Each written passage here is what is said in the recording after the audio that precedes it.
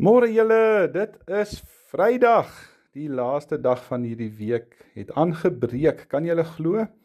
Al het dit in die begin van hierdie week gevoel, hoe gaan ons ooit deur hierdie week kom? Kan julle vanmôre maar weet, die Here het ons daardeur gevat. En natuurlik is dit 'n nuwe dag. 'n Nuwe dag vol opwindende uitdagings, maar ook 'n dag vol potensiaal.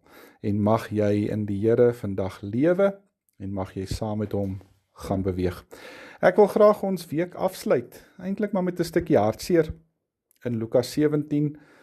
Ons kry hier die genesing van die 10 melaatse mans wat Jesus langs die pad ontmoet. En nadat hy hulle genees het, dan kry jy hierdie hartseer geval dat net een van daai 10 omgedraai het om die Here te dank. Nou dit lees ons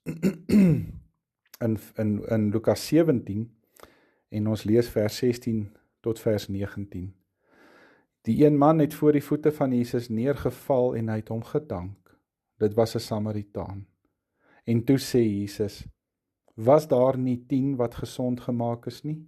Waar is die ander 9 dan?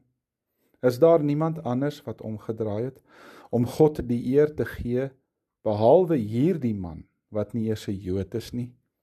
En toe sê Jesus vir hom, staan op, gaan huis toe, jou geloof het jou gered. Ja, julle, 'n lewe van dankbaarheid beteken net so baie soos 'n lewe van smeek.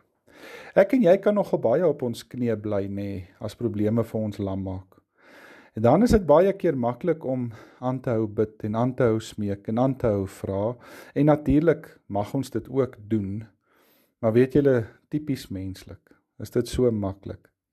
Wanneer daai krisis oor is, of as daai probleem uitgesorteer is, dan vergeet 'n mens waar jy was.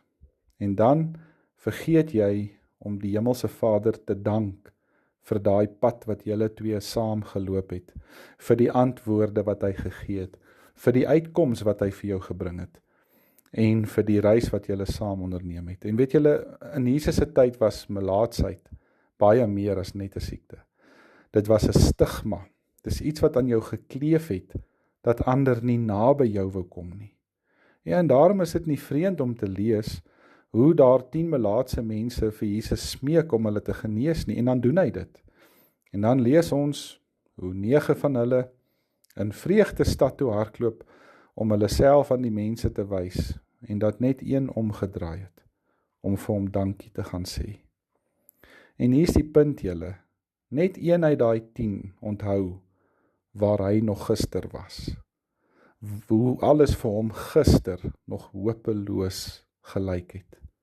Hoe gister nog sy hele lewe vir hom ingekleer het, donker merke vir hom gelos het, dat daar vir hom geen hoop was nie. Maar vandag het daar vir hom lig deurgebreek, en God het hom nou gered. Julle, om dankie te sê, is net so belangrik soos 'n smeeklewe. Ek en jy mag nooit vergeet om na ons moeilike tye om te draai en voor die Here te gaan wees nie. Jou dankbaarheid moet net so intens wees soos jou smeekgebede. Want anders is jy nie regtig dankbaar oor dit wat die Here vir jou gedoen het nie. Mag ek en jy dit nooit vergeet nie. Kom ons sluit af. Dankie Here Jesus, dat ek vandag met dankbaarheid vorentoe kan kyk, maar ook met heimwee mag terugkyk, om te weet dat U my nie gelos het nie, maar dat U saam met my gestap het. Ek eer U daarvoor, in Jesus se wonderlike naam. Amen. Dankie julle, dit was sommer weer 'n lekker week saam met julle. Ek hoop julle geniet julle naweek, rus 'n bietjie uit, geniet julle mense, en as julle nou kinders op skool het, sommer 'n lekker lang naweek vir almal, maar dan praat ons volgende week weer, en baie seën. Totsiens.